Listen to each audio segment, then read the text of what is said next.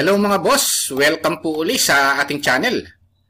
Isa na namang magandang topic ang i-discuss natin sa Bluebeam Review. Ito pong program na pang-estimate. Kaya lang mga boss, bago tayo mag-umpisa, huwag nyo po muna palang kalimutang pindutin yung subscribe dito sa maliit pa lang nating channel. Isama nyo na rin po yung like at saka notification bell. Okay, umpisahan na po natin yung topic natin. I-discuss natin kung paano mag-compute ng area using Bluebeam. Ngayon dito sa pag-compute ng area, kailangan muna nating kunin itong tools na tapos pipindutin natin yung measure. Ngayon ang gagawin natin, bago tayo mag-estimate ng area muna ang pag-uusapan natin, saka natin pag-usapan yung iba. Kailangan muna nating iset yung scale, kung ano yung scale ng plano natin. Click natin yung scale. Ngayon kung alam natin yung scale, ang gagawin natin, pwede natin i-type dito sa preset. Ita-type natin dito kung 1:100 yan, 1:50. Ngayon kung hindi natin alam yung scale, mas maganda, pwede naman natin kunin yung custom. Tapos ang gagawin natin, i-calibrate natin. So, click natin yung calibrate. Tapos, yung okay natin. Tapos, hanapin natin yung pinaka mahabang distance ng length, para i-calibrate. Siya na ang maglalagay ng scale, yung Bluebeam. So, pipindutin lang natin ito. Tapos, yung kabila. So, ito na yung scale, Tapos, apply scale. Ayan yan, Ngayon, para sigurado, ma-check natin ito, meron dito, tools, tapos hanapin natin yung measure, measure natin yung length, Pindutin natin dito, tapos dito sa kabilang dulo, ito yung length, So, tama siya, 30 feet siya, So, ito yon 30 feet siya. Ngayon, kung na-calibrate na natin yung scale, pwede na tayong mag-compute ng area, Ayan yung first step dito sa Bluebeam Review Estimate Program. Halimbawa, itong area ito, kukumputin natin. Pupunta rin tayo ulit dito sa Tools. Hanapin natin yung Measure. Ito yung area. So, ngayon, pipindutin natin yung mga corner dito sa area na kukumputin natin. Yung mga yon, siguraduhin natin na nag-OOS object snap siya, nasa endpoint siya para accurate yung ginagawa natin. Kung saan tayo nag-first point, dun din tayo matatapos, So, ngayon kung titingnan natin, kinompute na niya yung area, Ngayon, ilalabas ko lang ito. Pipindutin ko lang yung area, tapos yung shift, So, ito yung area nitong room na ito, Yung conference na ito.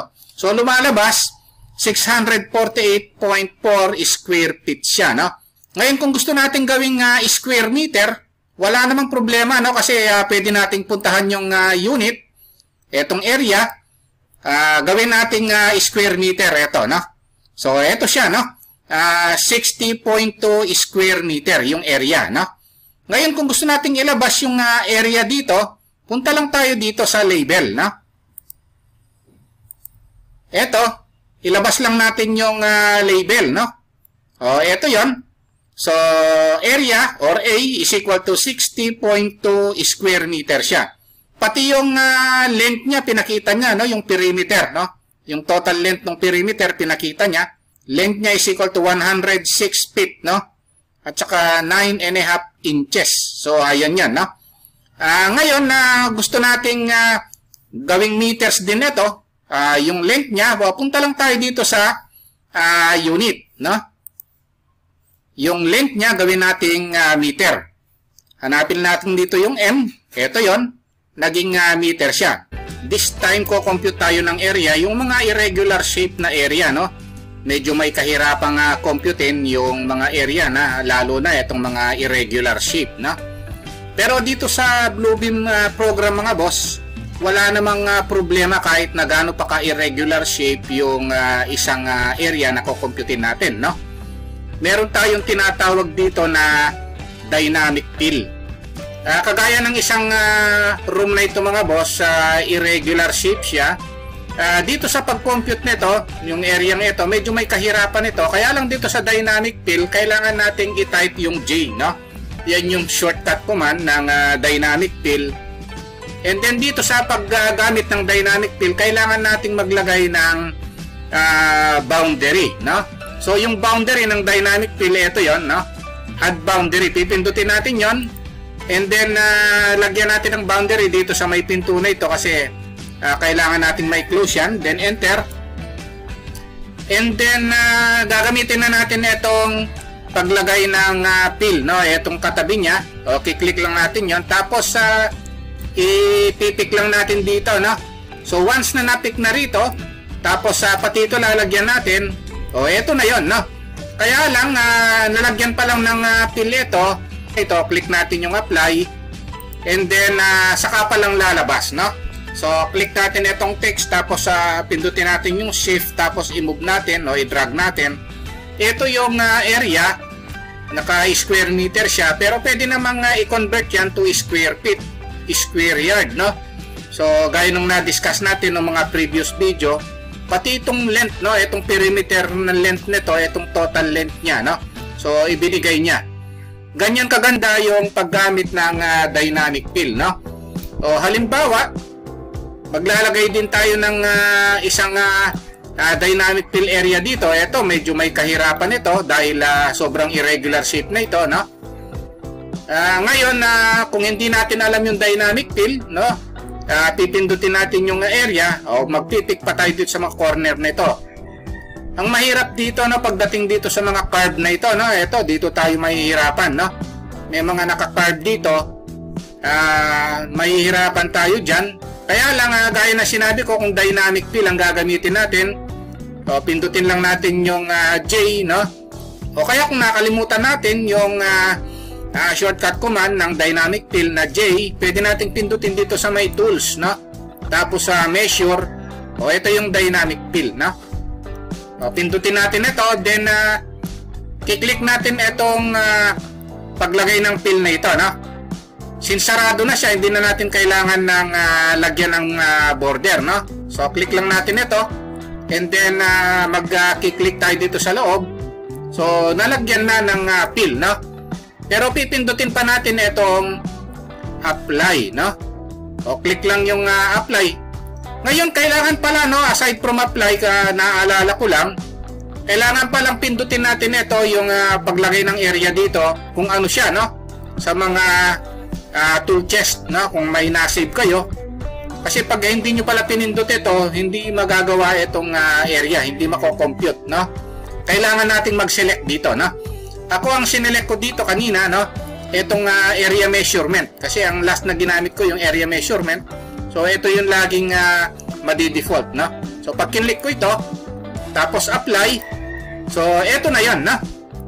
Ayan yung dapat nating tandaan. Ulitin ko lang, no? Click natin itong J, no? Tapos once na lumabas na ito, click natin ito. Tapos mag-click tayo sa loob. Idadrag natin yung mouse hanggang sa mapilan lahat yan, no? Pagkatapos hanap tayo rito, no, sa may loob nito, hanapin natin yung ilalagay natin, no. So i-click natin halimbawa ito. Tapos pindutin pa natin yung apply, no. So ito 'yon. So naibigay na niya yung perimeter length, yung total length nito. Pagkatapos ibinigay pa niya yung area niya, no, na 68.52 square meter, no. Ngayon kung gusto nyong ilagay, no, yung mga segment length dito, wala namang problema kasi pwede namang pindutin ito, show segments value, no. I-on nyo lang, ito yon, no. O kaya lang sobrang dami na nakalagay na value dun sa may mga carve na yan, no. O kung ayaw nyo, pindutin nyo lang yung off. Ayan, na. I-off nyo lang, no. Ngayon kung gusto nyang palitan yung unit dito, wala namang problema, click nyo lang ito, no? Gusto nyong palitan yung length to feet. O ito 'yon. Feet inch. Ito 'yan, na. Tapos yung area, ayaw niya ng square meter. O gusto ni boss is square feet. O pindutin nyo lang ito 'yon, na. So automatic naman niyang ko-computein yan, no? Yung area, i-convert niya. Ayan yan, no? So dito sa atin, no, sa Pilipinas, usually metric system tayo. O ibalik lang natin sa meter, no? Pagkatapos ilagay natin sa area yung square meter naman, no? So ito yon. So ganun lang kadali mga boss yung pag-compute ng area, no? Maski na irregular shape pa yan. At saka yung paglagay ng total length o perimeter length, no, ng lalagyan ng area. So ayun yung dynamic fill, no? Dito pag-uusapan po natin kung paano pag-compute ng wall area naman, no? Napakadali rin pong computein, no, yung wall area dito, para rin pong computation ng floor area, no? Kaya lang dito sa wall area, lalagyan po natin ng depth, no? Ang number one na tatandaan natin pala pag mag-estimate tayo sa Bluebeam, no? Dapat naka-object snap pala yung pointer natin, no? Para accurate yung ine-estimate natin, no? Yung object snap mga boss, nandito lang yan sa view, tapos i-on nyo lang, no? Yung snap to content, no? Ayan yung dapat nating i-on para nag-o-snap yung pointer natin, no? Accurate na pumupunta sa endpoint, no? At saka ang isa pa nating dapat tandaan mga boss, yung scale, no? Kung napanood nyo yung unang video natin sa estimate dito sa Bluebeam, kailangan na i-calibrate natin yung scale natin, no? So nandito yan sa tools, tapos sa measure, tapos sa set scale, no? Tapos i-calibrate natin. Tapos okay. Tapos i-pick natin yung endpoint to endpoint ng dimension, no? Hahanap tayo hangga't maaari yung pinakamahaba, no? Click lang yung endpoint, tapos endpoint. Tapos i-apply scale natin, no? Okay, so nakalibrate na. So, no, pag hindi nyo kinalibrate, hindi tayo nakakasigurado na tama yung kino-compute nyong area. Kung area yung ko-computein natin, no? Ngayon, umpisa na tayo sa pag-compute ng wall area, no? So, ang gagawin natin, pupunta tayo sa tools, tapos meron tayong measure dito. Pag sa wall area, ang gagamitin natin hangga't maaari itong poly length, no? Although pwede naman itong perimeter, pero mas maganda itong poly length, no? So, pag kinlik natin yung poly length, o yung mga dulo-dulo, no, nung i-estimate natin, kailangan i-pick natin yon. Halimbawa, itong wall area nito, ang ko-computein natin, click lang natin yung endpoint, tapos endpoint, endpoint, endpoint. Kung halimbawa nagkamali kayo, no, sa pag-pick mga boss, wag nyong escape, no?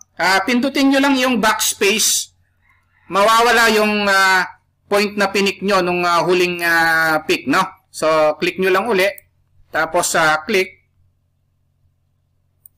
tapos click. Ayan, basta nagkamali kayo, backspace lang, no? Ngayon, kung tapos na, i-enter nyo lang. Ayan yan, no? So, lumabas lahat ng length ng side, no? So, wala pa tayong nakitang area, mga boss, no? Escape nyo lang para matapos yung command natin, no? Wala pa tayong nakikitang area. So, ang gagawin natin ngayon, mga boss, no? Hanapin natin ngayon itong measurement. Ito yung nasa side. Click lang natin. Ito yon, no? I-click natin yung i-modify natin, no? Ngayon, ang gagawin natin, lalagyan natin siya ng subject at saka label, no?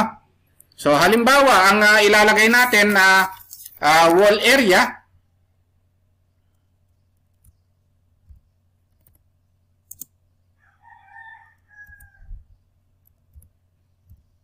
Tapos, i-copy na lang natin, no? Para parehas na lang.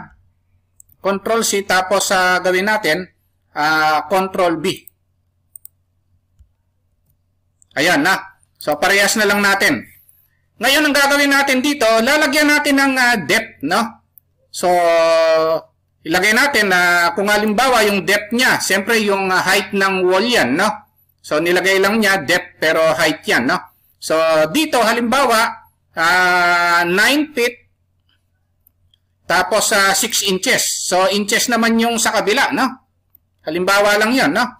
Tapos, yung length niya nakapit naman, tapos yung default area is square feet. Pero pwedeng i-convert ito mga boss sa square meter, no? At saka sa meter yung length niya. So, nako-convert naman yan, no? Ngayon, ang gagawin natin, kung gusto nating makita dito yung area, click lang natin ito. O i-on lang natin yung depth at saka yung wall area kung gusto nating ilagay yung wall area. So, ito na yung mga boss, oh.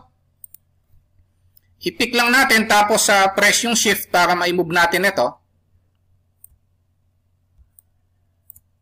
So, ito yun, no? Wall area, pati yung total length, yung depth, nilagay niya. Tapos, ito, wall area ito, yung WA, no? So, ayan yung wall area natin. Kung gusto nating palitan ng kulay yung text, no? Ito lang yun, no? O, click lang natin ito. Para makita nating maayos. Ito yon, no? So, naka-blue yung text natin. So, namumove naman ito, no?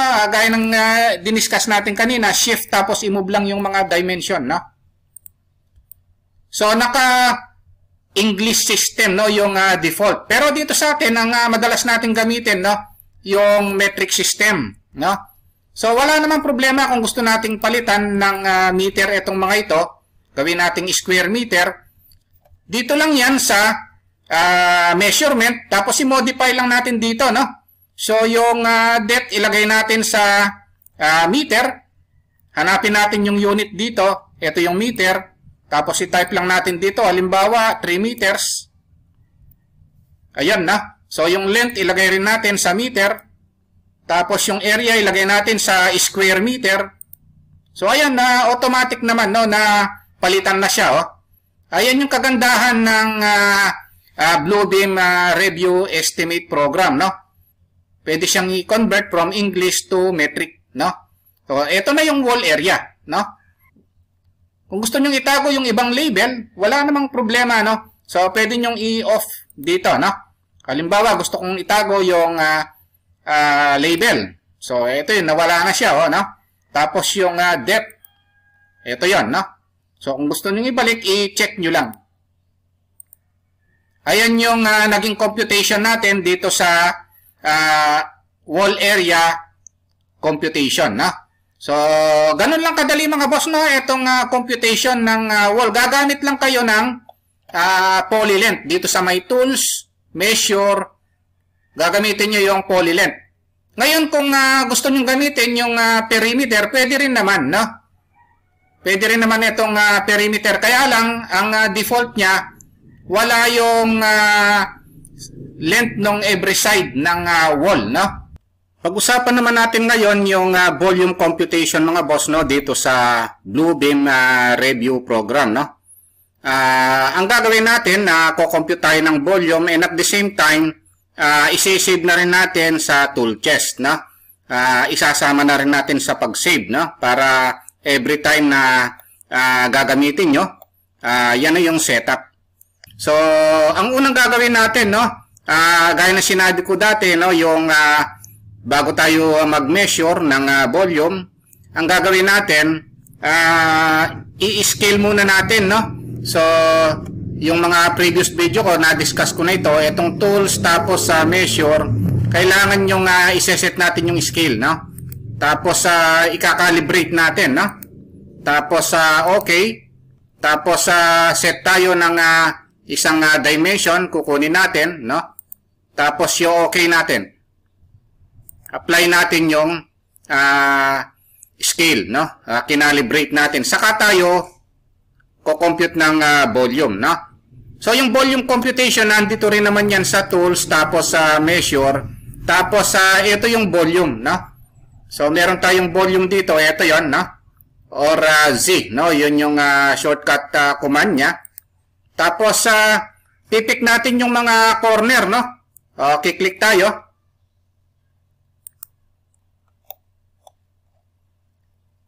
Pag na-pick na natin, no, yung mga corner. Pag nagkamali tayo, backspace lang mga boss, no?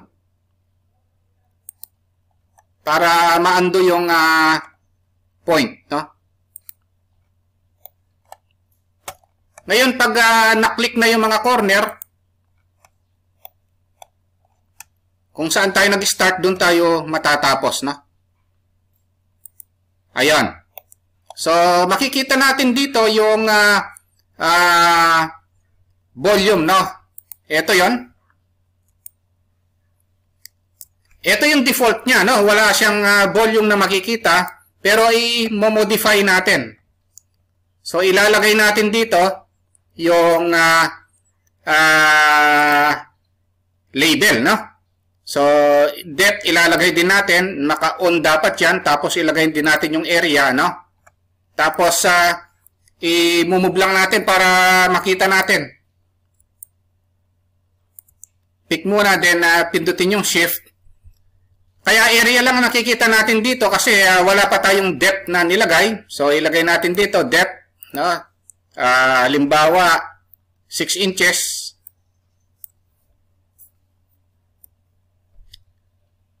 Ayan, na. So, ito na yung volume natin, na. 324.2 cubic feet, no? Yung depth niya, ito yon 6 inches. Yung area niya, no? 648.4 square feet naman. So, para ma-check nyo yung tama, yung kinompute ng Bluebeam Review, no? Multiply nyo na lang yung 6 inches area, no? Depth times area, ito yung answer, no? Yun yung volume. Ngayon, kung ayusin natin ito, no? Baguhin natin yung kulay ng text, no? Kung gusto nyo palang ilagay yung mga perimeter dito, pwede rin naman mga boss, no? Click nyo lang ito, show segment values, no? Ito yan, no?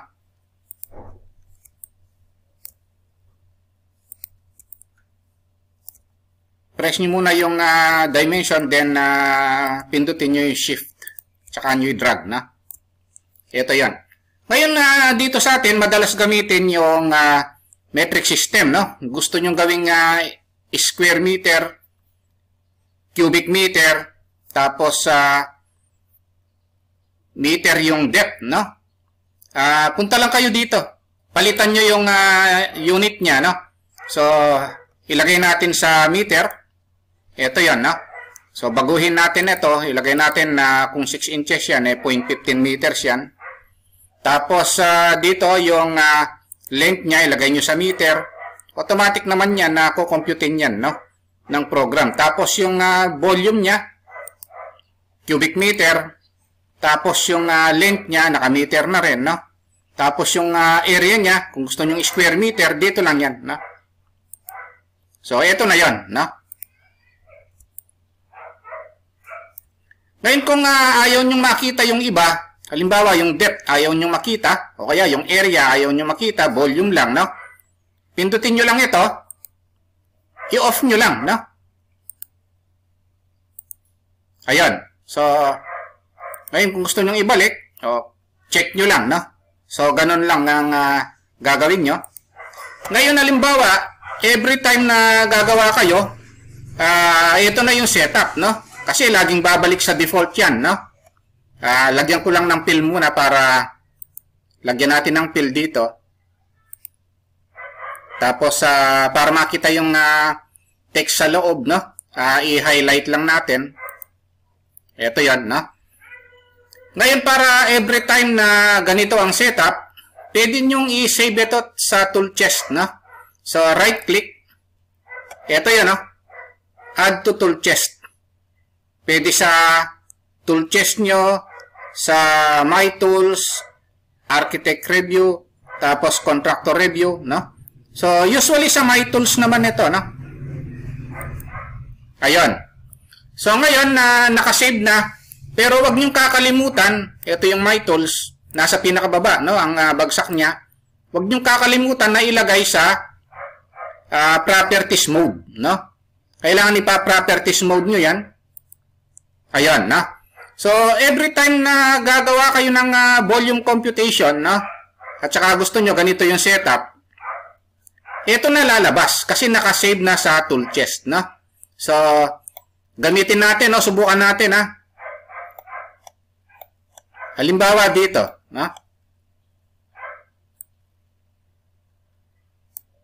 O, ito na siya, oh. Kasi babalik sa default yan pagka hindi nyo sinet, no? O, click lang natin. I-move lang natin ito. Ayan, na.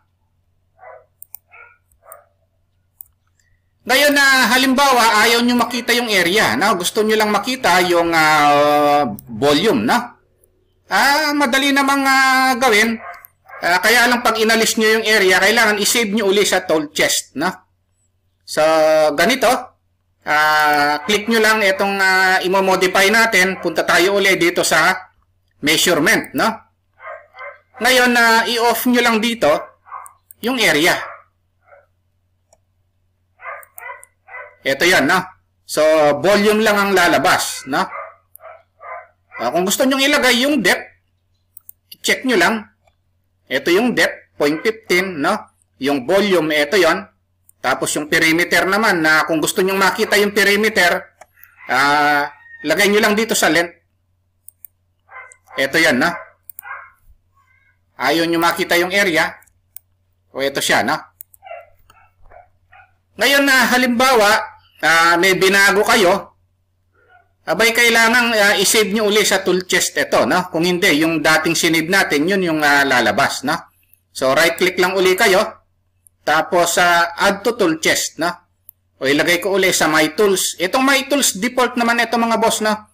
Itong Pred Tiles tools na ito, ginawa ko lang ito. Later on, i-discuss din natin kung paano gumawa, no? Ng tool chest. Ngayon, My Tool Chest, default yan, meron yan. I-save na lang natin dito. Add to tool chest. Huwag natin kakalimutang i-right-click ito. Ilagay natin sa properties mode, no? Kasi kung hindi, no? Ang mangyayari, iba ang kalalabasan. Ayun, gaganito ang mangyayari, oh. Every time na gagawa kayo. So, hindi naman ganito, no? I-right-click nyo siya. Tapos, properties mode nyo lang, no? Ayan. So, every time na meron kayong kukunan ng volume, no? O, ganito na ang itsura niya. So, click lang natin dito.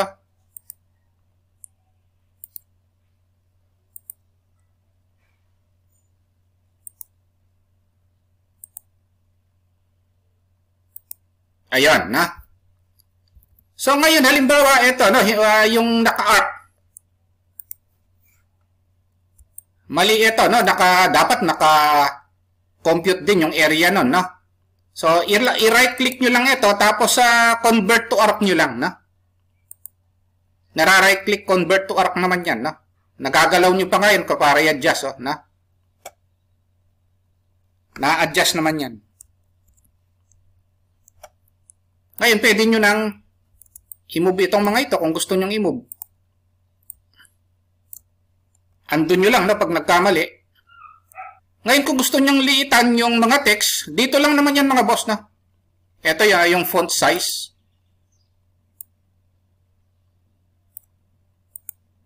Ito, nababago naman yan, no? Tapos, gusto nyong i-bold yung text. Ayan, no? Kaya lang kung may binago kayo, gaya ng paglaki-laki ng text, yung adjust ng size, no? Tapos binold nyo. So, pag hindi nyo sinave sa tool chest na naman, ang mangyayari, ito na naman ang lalabas, no? Kaya kung meron kayong binago at gusto nyong laging yun ang magagamit, o i-save nyo uli. Right-click, tapos add to tool chest, My Tools. Kunin nyo ito, right-click, properties mode. Ayan yan, no? Para laging ganito yung setup niya, no? Ngayon, kung gusto naman natin mga boss makita yung mga in-estimate report natin dito, no?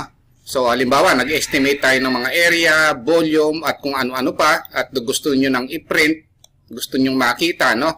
Yung file, no? Nandito yan sa batch and then summary, no? Tapos, i-okay nyo lang. And then, makikita nyo, may lalabas na mga reports dito, no? So, ito yung mga boss, mga ready-made report yan, no? May mga area, volume, at kung ano-ano pa, no? So, kaya lahat ng ginagawa nyo rito, ine-estimate nyo, pwede nyong i-print mga boss, no? Detalyado yan, no? Makikita nyo rito yung area, volume, depth, wall area at kung ano-ano pa, no? I-select muna natin lahat ng ginawa natin dito kung gusto nating makita sa legend. Tapos punta tayo dito sa markups, nasa baba. Pagkatapos i-right click lang natin, meron dito legend, tapos create new legend. So ito na siya mga boss. Ito yan, no? So kung napapansin nyo, kulang yung column niya. So i-off ko lang muna ito. Gusto nating palitan ng color, no? Ng letter. So ito siya, nagbago, no? Gusto nating palitan ng type ng letter, kung anong klaseng letter yan. Halimbawa, Gothic, no? Tapos yung columns, tapos edit columns. Gusto nating maglagay ng columns dito. Halimbawa, maglalagay ako ng length, width, height, area. Then okay. So ito mga boss, no, lumabas, oh. Length, width, height, area. Ayan na. So palitan ko lang yung color ng letter, no, para madaling makita. So ito yung mga boss, no. Lumabas na yung mga columns, no. Tapos pwede nating lagyan ng cell, no. So pwede nating i-font, i-bold, no. Tapos lagyan natin ng outline. So ito na yung legend mga boss, no? Okay, umpisa natin yung topic natin mga boss sa paglagay ng stamp, no? Halimbawa dito, no, maglalagay tayo ng stamp. Nandito yan sa tools, tapos stamp. Tapos tingnan lang po natin dito kung ano yung pwede nating ilagay. Halimbawa, etong approve, no? Tapos click lang natin. So ito po yan, no? Ngayon pwede nating i-resize yan, no? Yung stamp na yan, pwede nating i-move. Ito yung mga yan, no? So nandito yan sa tools, tapos stamp. Hanapin nyo lang po rito kung ano yung gusto nyong ilagay. Halimbawa, revise, no? Tapos click nyo lang. Ito yon. Ayan, pati yung time, no? Yung date, pinakita niya. So pwede nyong i-scale gaya ng ginawa ko kanina, no? I-drag nyo lang itong nasa corner na ito. Ayan po yung tools, tapos stamp, no? So hindi na kayo kailangang mag-type pa rito. So meron pong available, no? Okay, punta po tayo sa susunod na topic naman. Kasi nag-estimate tayo, kailangan natin maglagay ng column. Nandito yan sa markups. Tapos dito sa markup list, click nyo lang ito. Then makita nyo yung mga columns. Yung mga columns na yan mga boss, ito yun, no? Halimbawa, subject columns, area columns, measurement columns, at iba pa, no? So makikita nyo yan dito. Pwede nyong i-on and off. Yung mga yan, no? Yung mga naka-check na yan, ito yung naka-on, no? Ngayon, kung gusto nyo i-on pa yung iba, halimbawa yung length, ito yung length mga boss, lumabas, katabi ng area, no?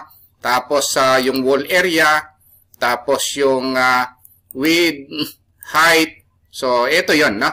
So makikita nyo rito, madaling maglagay ng mga columns dito, no? Dito lang yan sa markup list and then column. Kung gusto nyo namang itago mga boss, i-off nyo lang, no?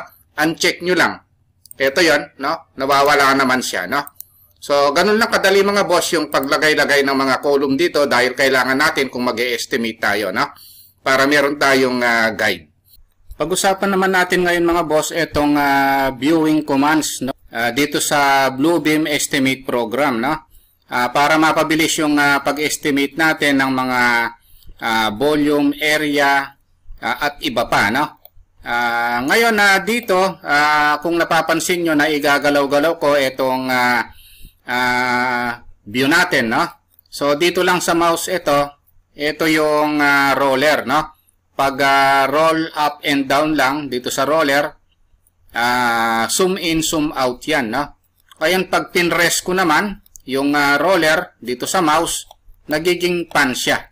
So nagagalaw natin yung drawing area natin o yung plan area natin, no? Kaya importante yung kabisado natin yung paggalaw-galaw, no, ng plano natin, no? Ngayon, dito meron tayong ibang view na importante rin. Nandito yan sa view menu. Tapos, dito meron tayong nakikitang dimmer, no? So, nakadim siya ng 100%. Gaya ng nakikita natin. Kung gusto nating medyo malabo siya, no? Hindi siya ganun kalinaw. O, subukan natin itong 50%. So, ito yon, no? Medyo malabo siya kumpara sa dati. Minsan kasi, kailangan nating palabuin ng konti, no? Ngayon, kung gusto nating ibalik sa dati, dito lang yan sa view, tapos dimmer, o ibalik natin sa 100%. Ito yon, no? Ngayon, dito meron tayong dapat i-adjust, lalo na kung galing siya sa AutoCAD at may mga layer, may mga line weight. Kailangan para mapanipis natin, no? Yung line weight hindi niya babasahin kung galing siya sa AutoCAD. Nandito siya, pero pick natin yung view. Tapos, ang gagawin natin, disabled line weights natin, no? So, kasi pagka galing sa AutoCAD, minsan pati yung mga line weight niya sobrang kakapal, no?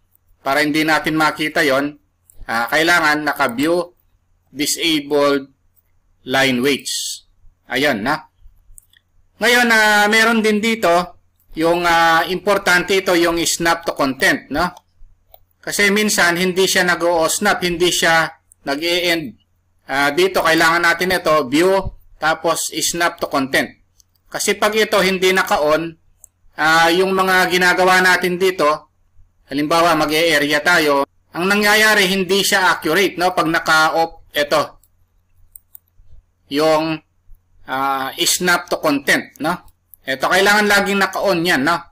Tingnan natin, pag naka-on siya, ang mangyayari, accurate yung ginagawa natin, no? Dito sa Bluebeam, no? Ito, nag-e-end siya.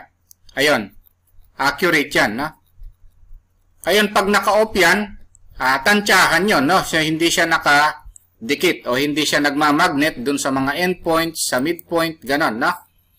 Tapos, meron din dito, view, tapos, yung full screen crosshair, no? So, kung napansin nyo, itong cross na ito, yung parang sa AutoCAD, sanay ko kasi sa full screen crosshair, no? Pag hindi nyo nakita yan, nakaganito siya, naka-off. Ayan, so, wala tayong nakikitang crosshair, no? Yung mga sanay sa AutoCAD na merong crosshair, no? Ako, sanay din ako naka-crosshair siya. Ang ginagawa ko, view tapos full screen crosshair, no? Importante kasi itong crosshair na ito, lalo na pag gagawa tayo ng mga elevations, no, sa AutoCAD, no? Ako, nasanay na ako dito kahit na dito sa Bluebeam, no? Ngayon dito, kung gusto nating i-split yung view ng Bluebeam natin, view tapos ito yun, split vertical, split horizontal, no? Kung ayaw nyong pumindot dito sa view, meron dito sa baba. Ito yung mga yon, no? Ito yon. Meron tayong split vertical. So, ito yon. Dalawa yung view natin. Parang ito yung viewport natin sa AutoCAD, no? Pwede tayong magkaroon ng multiple view rin dito sa Bluebeam Review, no? Pwede rin yung in-split ko na, tapos i-split ko pa. Halimbawa, i-split ko siya ng horizontal naman, no? Pag horizontal, pa-horizontal yung split, no? Ayan yan. Kung gusto nating ibalik, no, sa hindi naka-split, click lang natin itong isa, un-split, no? O yun, dalawa na lang, no? Ngayon, kung gusto ko pang i-unsplit, isa na lang yan, no? Ayun. So, ayun yung makikita natin. Importante yung pag-split ng view natin, no, dito sa Bluebeam. Kasi minsan, nagko-compare tayo ng plano, no? Tapos ngayon, kung gusto nating mabilisan, mabu-view natin, makikita natin lahat yung buong plano. O pindutin naman natin ito, one full page. Ito yon, no? Okay, sa mag-roller up, roller down, no? Tayo para mapuntahan natin yung buong plano. O click lang natin ito. Yung one full page, no? So, ayun yan, no? Ngayon, pag nag-roll up and down kayo, no, sa roller, at nagpapan kayo, hindi nyo maganyan, maaaring napindot nyo itong isa naman, no? scrolling pages. Ayan. So, ang nangyari pag ginagalaw nyo yung roller nyo, up and down lang siya, no? Pero hindi nyo mapan, no? Or ma-move kung saan itong plano. Ang gawin nyo, pindutin nyo lang uli. O, para ma-off siya. Kaya pindutin nyo lang itong one page, no? Para ma-zoom all siya. Ito yon. Pag nag-pan kayo, o nag-press yung roller sa mouse, tapos dinrag nyo, ito na siya, no? Napapan na siya, no? So, importante yung alam natin, no? Kung paano galawin, no? Yung view ng plano na ine-estimate natin, no? So, itong tinatawag na legend, no? So, ang unang gagawin natin, pupunta muna tayo dito sa edit, tapos sa select all. I-select muna natin lahat ng ginawa natin dito, kung gusto nating makita sa legend. Tapos, punta tayo dito sa markups, nasa baba. Pagkatapos, right click lang natin, meron dito, legend. Tapos, create new legend. So, ito na siya mga boss. Ito yan, no? So, kung napapansin nyo, kulang yung column niya. So, i-off ko lang muna ito. Gusto nating palitan ng color, no? Ng letter. So, ito siya, nagbago, no? Gusto nating palitan ng type ng letter, kung anong klaseng letter yan. Halimbawa, Gothic, no? Tapos, yung columns, tapos edit columns. Gusto nating maglagay ng columns dito. Halimbawa, maglalagay ako ng length, width, height, area. Then, okay. So, ito mga boss, no? Lumabas, oh. Length, width, height, area. Ayan, na. So, palitan ko lang yung color ng letter, no? Para madaling makita. So, ito yung mga boss, no? Lumabas na yung mga columns, no? Tapos, pwede nating lagyan ng cell, no? So, pwede nating i-font, i-bold, no? Tapos, lagyan natin ng outline. So, ito na yung legend, mga boss, no? Okay, umpisahan natin yung topic natin, mga boss, sa paglagay ng stamp, no? Halimbawa, dito, no, maglalagay tayo ng stamp. Nandito yan sa tools, tapos stamp. Tapos, tingnan lang po natin dito kung ano yung pwede nating ilagay. Halimbawa, itong approve, no? Tapos, click lang natin. So, ito po yan, no? Ngayon, pwede nating i-resize yan, no? Yung stamp na yan, pwede nating i-move. Ito yung mga yan, no? So, nandito yan sa tools, tapos stamp. O, hanapin nyo lang po rito kung ano yung gusto nyong ilagay. Halimbawa, revise, no? Tapos, click nyo lang. Ito yon. Ayan, na pati yung time, no? Yung date, pinakita niya. So, pwede nyong i-scale gaya ng ginawa ko kanina, no? I-drag nyo lang itong nasa corner na ito. Ayan po yung tools tapos stamp, no? So, hindi na kayo kailangang mag-type pa rito. So, meron pong available, no? Okay, punta po tayo sa susunod na topic naman. Kasi nag-estimate tayo, kailangan natin maglagay ng column. Nandito yan sa markups. Tapos dito sa markup list, click nyo lang ito. Then makita nyo yung mga columns. Yung mga columns na yan mga boss, ito yun, no? Halimbawa, subject columns, area columns, measurement columns, at iba pa, no? So makikita nyo yan dito. Pwede nyong i-on and off. Yung mga yan, no? Yung mga naka-check na yan, ito yung naka-on, no? Ngayon, kung gusto nyo i-on pa yung iba, halimbawa yung length, ito yung length mga boss, oh, lumabas, oh, katabi ng area, no? Tapos yung wall area, tapos yung width, height, so ito yon, no? So makikita nyo rito, madaling maglagay ng mga columns dito, no? Dito lang yan sa markup list and then column. Kung gusto nyo namang itago mga boss, i-off nyo lang, no? Uncheck nyo lang. Ito yon, no? Nawawala naman siya, no? So, ganun lang kadali mga boss yung paglagay-lagay ng mga column dito dahil kailangan natin kung mag-e-estimate tayo, no? Para meron tayong guide. Pag-usapan naman natin ngayon mga boss itong viewing commands, no? Dito sa Bluebeam Estimate Program, no?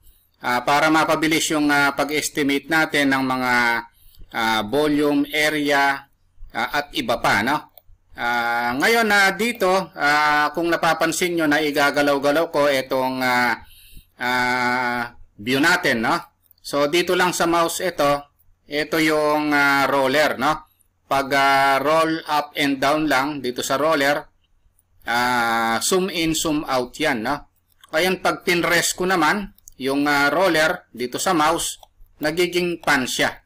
So nagagalaw natin yung drawing area natin o yung plan area natin, no? Kaya importante yung kabisado natin yung paggalaw-galaw, no, ng plano natin, no? Ngayon dito meron tayong ibang view na importante rin na nandito yan sa view menu. Tapos dito meron tayong nakikitang dimmer, no? So naka-dim siya ng 100%. Gaya ng nakikita natin, kung gusto nating medyo malabo siya, no? Hindi siya ganun kalinaw, o subukan natin itong 50%. So ito 'yon, no? Medyo malabo siya kumpara sa dati. Minsan kasi kailangan nating palabuin ng konti, no? Ngayon kung gusto nating ibalik sa dati, dito lang yan sa view, tapos dimmer, o ibalik natin sa 100%. Ito 'yon, no? Ngayon dito meron tayong dapat i-adjust, lalo na kung galing siya sa AutoCAD at may mga layer, may mga line weight. Kailangan para mapanipis natin, no, yung line weight hindi niya babasahin kung galing siya sa AutoCAD. Nandito siya, pick natin yung view, tapos ang gagawin natin, disabled line weights natin, no? So kasi pagka galing sa AutoCAD, minsan pati yung mga line weight niya sobrang kakapal, no? Para hindi natin makita yon, kailangan naka-view, disabled line weights. Ayan, na. Ngayon, meron din dito, yung importante ito, yung snap to content, no? Kasi minsan, hindi siya nag-o-snap, hindi siya nag-e-end. Dito, kailangan natin ito, view, tapos snap to content. Kasi pag ito hindi naka-on, yung mga ginagawa natin dito, halimbawa, mag-e-area tayo. Ang nangyayari, hindi siya accurate, no? Pag naka-off, ito. Yung snap to content, no? Ito, kailangan laging naka-on yan, no? Tingnan natin, pag naka-on siya, ang mangyayari, accurate yung ginagawa natin, no? Dito sa Bluebeam, no? Ito, nag-e-end siya. Ayun, accurate yan, no? Ayun, pag naka-off yan, tansyahan yun, no? So, hindi siya nakadikit o hindi siya nagmamagnet dun sa mga endpoints, sa midpoint, ganon, no? Tapos, meron din dito, view, tapos, yung full screen crosshair, no? So, kung napansin nyo, itong cross na ito, yung parang sa AutoCAD, sanay ko kasi sa full screen crosshair, no? Pag hindi nyo nakita yan, nakaganito siya, naka-off. Ayan, so wala tayong nakikitang crosshair, no? Yung mga sanay sa AutoCAD na merong crosshair, no? Ako sanay din ako naka-crosshair siya. Ang ginagawa ko, view tapos full screen crosshair, no? Importante kasi itong crosshair na ito, lalo na pag gagawa tayo ng mga elevations, no, sa AutoCAD, no? Ako nasanay na ako dito kahit na dito sa Bluebeam, no? Okay, ayun lang mga boss, no. Kung nagustuhan nyo itong video natin, huwag nyo po sanang kalimutang pindutin muna pala, no, yung subscribe dito sa maliit pa lang nating channel. Isama nyo na rin po yung like at saka notification bell. Thank you very much at God bless po.